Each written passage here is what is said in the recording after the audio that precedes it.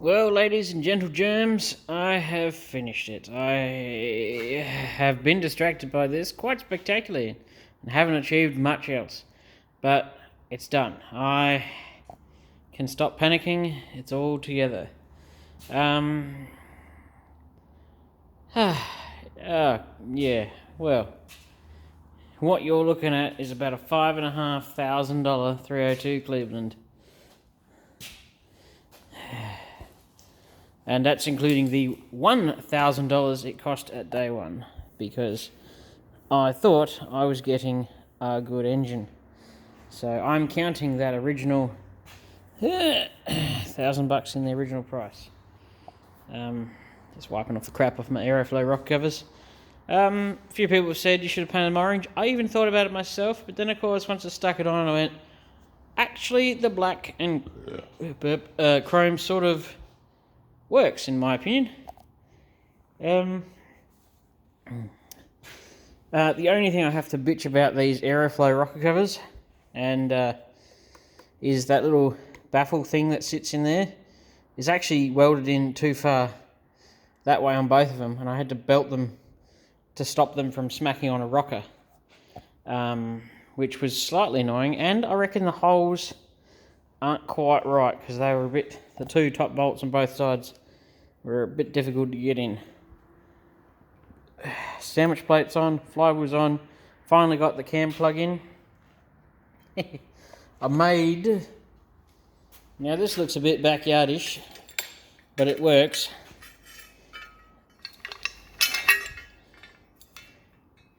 That it's been made from something else that I cut up and whittled into this, and that bolts directly onto the carby mounts and is plenty strong to lift the whole engine up the ground. I'm not going to put the motor and trans hanging off that because that is just psychotic, because you're basically hanging everything off those little bolts. Drop my distributor in.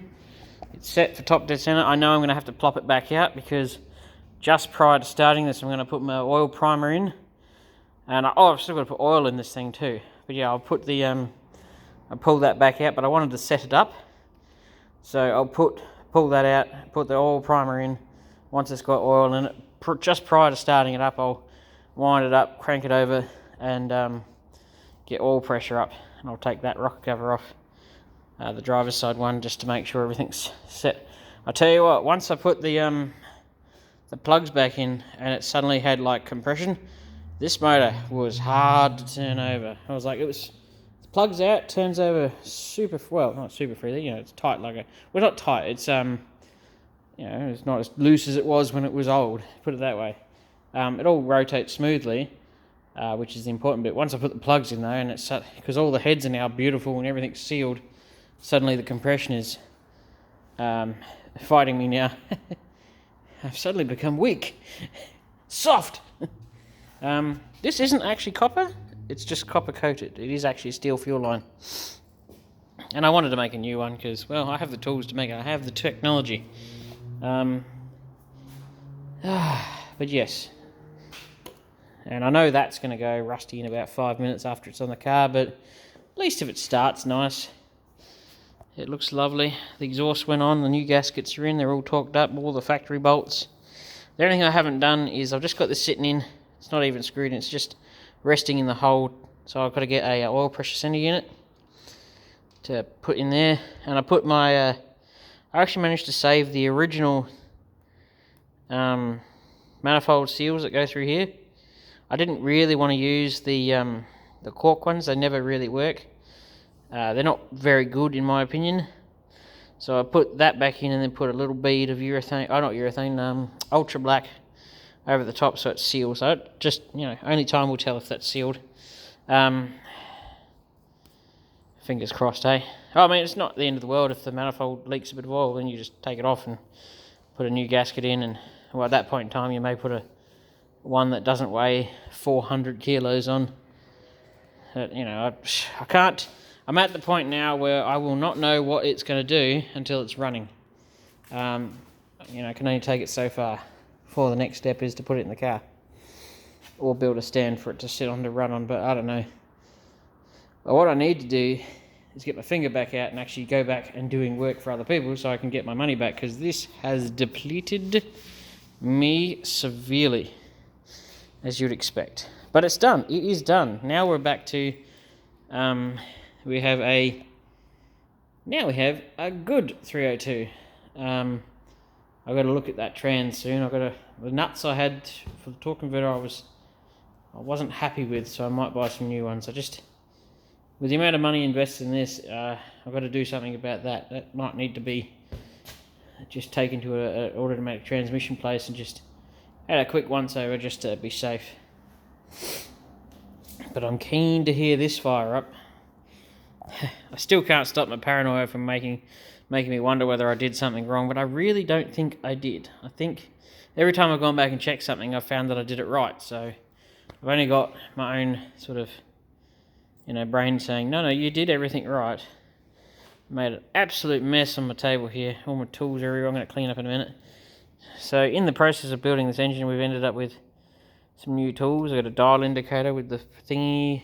I've still got the coil. I've got a new coil to go with that distributor. I just haven't got the little doodad bracket that goes on it bolted onto the engine. I'll steal that off another engine. So I'm going to do a massive cleanup in a second. Throw out those old rocker covers. Yeah, I've made a mess on the floor, but you get that on big jobs. I just wanted to get it done so it's sealed up, and all I can do is just put a rag on it, put a bag around it, and then park it in the corner, earn some money, and then come back to it. The next time you see the motor, it will be in.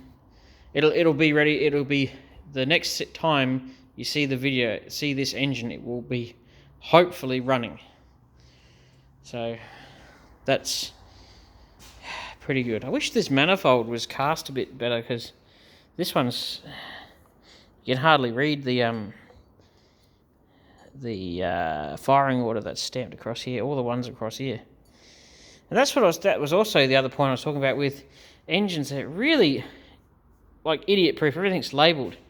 Like, that's 5, 6, 7, 8, 4, 3, 2, 1. That's which cylinder it is. And then there's your firing order, 137-26548 right here. You can't go too far wrong. And like putting the flywheel on, I did have it off the stand when I did that, but the flywheel only goes in one place because those holes are just ever so slightly out and they only go in one spot. So if you're going to give this a crack and do it yourself, I sort of think you should give it a crack, because it's been quite a fun learning experience. It's not as scary as it looks. There's the heads. I dropped them off and got them back. I didn't have to do anything to them except bolt them on and put the rockers on. There is a brand new set of rockers in there. There's, what is it there? The pedestals they sit on, everything. Anything that original of the bolts. And I think, from the top of my head, the only things to survive from the original pile of shit that I bought, basically, the cylinder heads themselves with nothing in them, so the bare heads, the rocker bolts, the fuel pump eccentric, harmonic balancer was actually okay, the flywheel, thinking, nope, that's it. Everything else is new. All come off different engines. The sump was off another engine that I had, the manifold's off another engine I had, these were off another engine I had, same with the brackets. The pulleys are new, thermostat's new, distributor's new. The cap and leads are off another engine, which were still pretty good. Those manifolds were sitting in storage for umpteen years. The engine mounts are off another engine. There's just, everything's new. It's just unreal. And expensive. Oh, the dipstick. The dipstick is the original one. And obviously the block. And the rods and the crank, actually. But there's not much that survived. Everything in this motor was utterly stuffed. Like, I could not reuse the rockers. They're that bad. You look at these, like, not one of these has its grooves in it still. Oops, focus. There was one that had a faint hint that it still had its grooves in it, but it's hard to spot.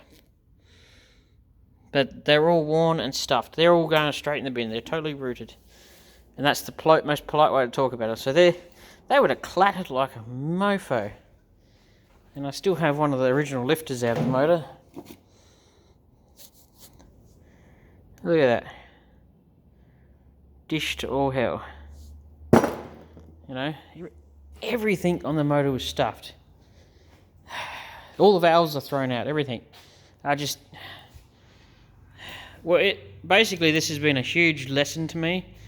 And I'm hoping you guys can take learn some lessons from my mistakes, and just make damn sure you thoroughly look at what you buy. I took someone's word on it. I had no reason to not believe them, and it probably was running well when it was last running. But that doesn't mean it was on the verge of, dying when it was last running. It could have been 5 to 15 minutes away from seizing up altogether. These motors, they can be very, very upset and very sick and still run fairly well. So, just because I wouldn't want to have known what the compression was, because this thing was, all the valves were screwed, and I'm stoked and I'm upset, because this whole motor has cost almost as much as the entire XB cost. So just this thing right here has been almost as much as the car itself. And yes, I would have much preferred to have spent $5,500 on anything else. But I wanted to learn how to build a motor. This is not actually the one I wanted to build, but it turns out this is the one that's going to be built. That's just how life gets you.